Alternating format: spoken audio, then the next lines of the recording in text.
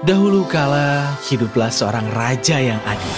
Suatu hari seorang bangsawan jahat menggulingkannya dan merebut kerajaan. Raja yang kalah di penjara. Sayangnya raja yang terluka itu tidak dapat bertahan lukanya. Malah bersiul, dia berlari dengan cepat ke hutan terdekat, menggendong bayi perempuannya di pelukannya. Segera dia tersesat. Dia bertanya, "Oh, apa yang harus aku lakukan sekarang? Ini sangat dingin dan gelap. Kemana aku harus pergi dari sini? Aku kira aku tidak punya pilihan lain selain melanjutkannya." Lalu ratu terus berjalan. Kemudian dia menemukan sebuah pondok kecil. Dia pergi ke sana dan mengetuk pintu. Pintunya dibuka oleh kurcaci. Sayangnya, dia terlalu lelah. Dan sebelum dia bisa menjelaskan apapun, dia jatuh dan kemudian meninggal tepat setelah menyerahkan bayi itu kepada kurcaci. Bersikap baik, kurcaci merasa kasihan dan memutuskan untuk membesarkan gadis kecil itu seolah-olah dia adalah anaknya sendiri. Dia diberi nama Mariana, karena pada hari ibunya membawa ke gubuk itu, dia membawa liontin emas berbentuk hati dengan mahkota dan huruf M di atasnya dengan berlian. Mariana tumbuh menjadi gadis muda yang cantik. 17 tahun berlalu. Suatu pagi, seekor burung kuning kecil terbang ke rumah mereka dan memberikan surat kepada kurcaci itu. "Dari siapa itu?"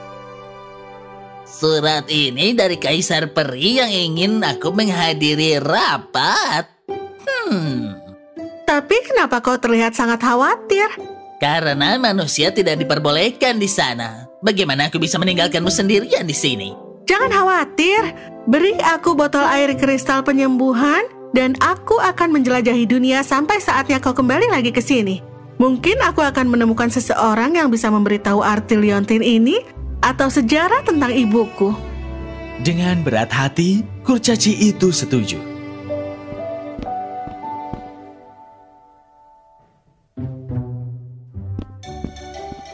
Setelah memberi Mariana botol tersebut, kurcaci itu pergi sementara Mariana pergi untuk menjelajah. Mariana pergi ke berbagai kota besar dan kecil, di mana dia bertemu dengan banyak orang yang tidak berdaya dan sakit, kaya dan miskin, yang kepadanya dia merasa kasihan dan mengambil langkah dengan menyembuhkan mereka semua dengan air penyembuhan. Namun, misteri di sekitar liontinnya masih belum terpecahkan. Suatu hari, Mariana sedang berjalan melewati sebuah desa ketika seorang wanita tua dengan baju yang compang-camping mendekatinya. "Aku mohon, ikutlah denganku. Aku membutuhkan bantuanmu." Sangat tersentuh, Mariana mengikutinya ke sebuah dusun, di mana ada sebuah gubuk terbaring di tempat tidur seorang gadis petani muda yang cantik. "Dia sekarat karena demam. Tolong sembuhkan dia. Aku akan dengan senang hati membantu sebisaku." Kemudian dia menyentuh gadis itu dengan air penyembuhan. Seketika gadis petani itu menjadi sehat dan kuat. "Terima kasih, kau sangat baik. Aku selamanya berhutang budi padamu." Saat itu, Mariana mendengar suara kicauan burung yang samar. Saat dia melihat ke arah itu, dia melihat seekor burung kuning kecil berjongkok di atas perapian sambil menangis dengan sedih. Burung kuning itulah yang membawa pesan kepada ayahnya. Dia membungkuk dan membawanya ke tangannya. "Burung kecil yang malang, mengapa kau menangis? Apakah seseorang menyakitimu?" Tapi burung itu terus-menerus menangis. "Aku menemukannya kemarin. Sayapnya sepertinya patah. Aku akan menyembuhkanmu, sayang." Kemudian Mariana menyentuh sayap burung yang terluka itu dengan air penyembuhan. Seperti tidak terjadi apa-apa, burung kuning itu mengepakkan sayapnya dengan gembira. "Oh, kau baik-baik saja sekarang, burung manis kecil?" Kemudian Mariana berpamitan dengan gadis petani itu dan dia pergi. Burung kuning itu duduk di bahunya dan memutuskan untuk mengikutinya. Tak lama kemudian Mariana tiba di tanah ladang, bukit-bukit kecil dan sungai yang dibatasi pepohonan willow pucat. "Tempat ini sangat menakjubkan.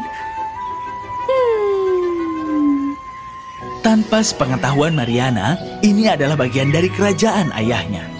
Sementara Mariana berada di hutan, bangsawan jahat itu telah meninggal dan menjadikan saudara laki-lakinya yang kejam Garabin yang bertanggung jawab atas kerajaan dan putra kecilnya Pangeran Desire. Namun Garabin selalu diliputi ketakutan bahwa suatu saat ia akan terpaksa menyerahkan tahta kepada pangeran. Jadi ketika pangeran berusia 20 tahun, Garabin memutuskan untuk menyingkirkannya. Tetapi karena dia takut akan amarah orang-orang, dia memutuskan untuk melakukannya secara diam-diam. Lalu Garabin pergi ke penyihir dan menyatakan tujuannya.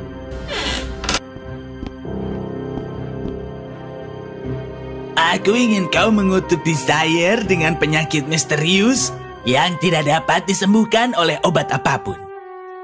Penyihir itu mengangguk dan tertawa dengan kejam. Akibatnya, Desire menemukan dirinya perlahan-lahan menjadi lemah. Suatu hari, kapten pengawal istana datang ke Garabin. Mariana, gadis dengan karunia kesembuhan telah datang ke kerajaan ini. Mungkin kita harus meminta bantuannya untuk menyelamatkan pangeran. Dengan enggan, Garabin setuju. Mariana bersama dengan burung kuning yang duduk di bahunya digiring ke arahnya oleh dua penjaga. Liontin emas yang dikenakan di lehernya langsung menarik perhatian Garabin.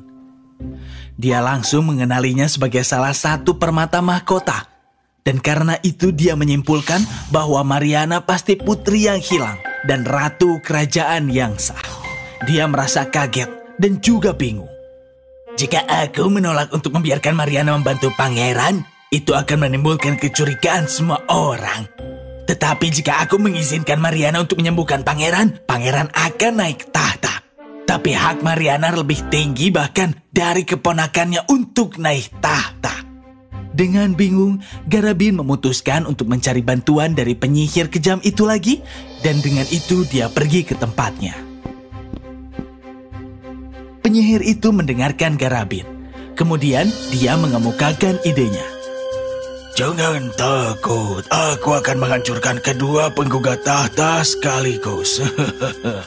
Malam ini aku akan merapalkan mantra tidur pada Mariana, mencuri botolnya, mengosongkannya dari air penyembuhan, dan mengisinya kembali dengan cairan yang akan menyebabkan penyakit parah dalam beberapa jam.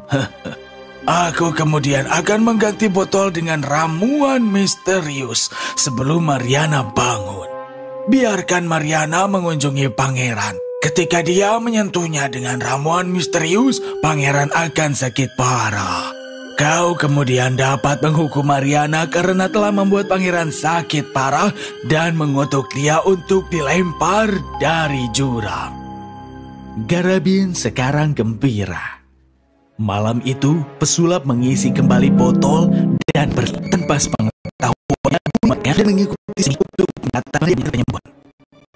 Kegantinya Mariana sekali lagi digiring untuk raja. Ponakanku Pangeran Desire tak beberapa bulan karena penyakit yang tidak dapat disembuhkan. Aku berharap mungkin kau bisa menyembuhkannya dengan air penyembuhan. Ya ampun, aku akan melakukan yang terbaik untuk menyelamatkan pangeran. Maka Mariana diantar ke kamar pangeran oleh Garabin dan pengiringnya.